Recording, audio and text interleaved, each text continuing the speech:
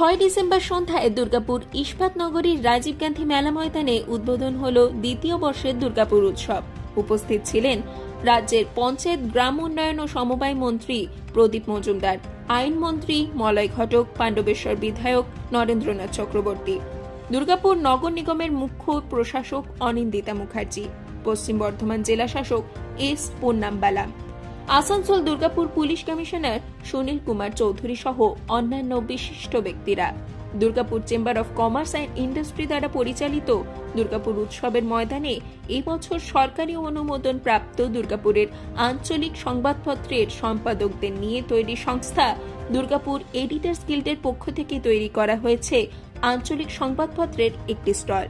এদিন সন্ধ্যায় দুর্গাপুর এডিটর্স গিল্ডের সংস্থার সংবাদপত্রের স্টলের উদ্বোধন করেন পশ্চিমবঙ্গ সরকারের পঞ্চায়েত, গ্রাম উন্নয়ন ও সমবায় দপ্তরের মন্ত্রী প্রদীপ মজুমদার।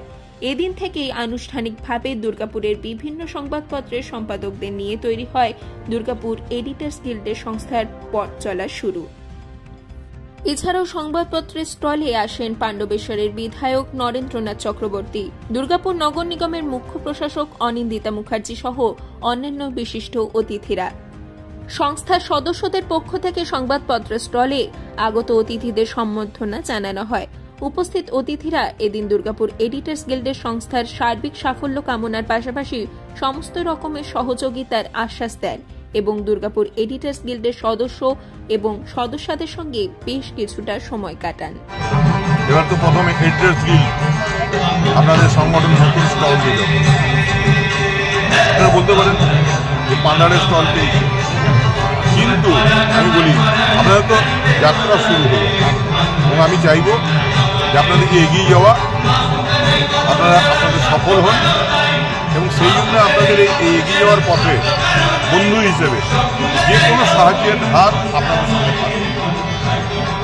আর দুর্গাপুর উৎসব মূলত মানুষের উৎসব। দুর্গাপুরের উৎসব মানুষ অপেক্ষা করে থাকে। গত বছর থেকে আমরা শুরু করেছি এবং দুর্গাপুরের মানুষের যেভাবে অত্যন্ত সহযোগিতা এবং মানুষের পাশে থাকার আশ্বাস পেয়েছে, এবছর উৎসাহিত হয়ে আরও বড় করে দুর্গাপুর উৎসব হচ্ছে। বিখ্যাত পরিচিত যেসব শিল্পীরা সবাই আসছেন, মানুষ মুখিয়ে আছে তাদের গান শোনার জন্য এবং এই মুহূর্তে গোটা দুর্গাপুর একটা সাংস্কৃতিক আবরণে মম করছে বলতে পারে। আমরা উৎসবের আমেজে আছি, আমরা উৎসবে আছি এবং সবাই মিলে দুর্গাপুর উৎসবকে ভাগ করে নিয়ে আনন্দ উপভোগ করতে।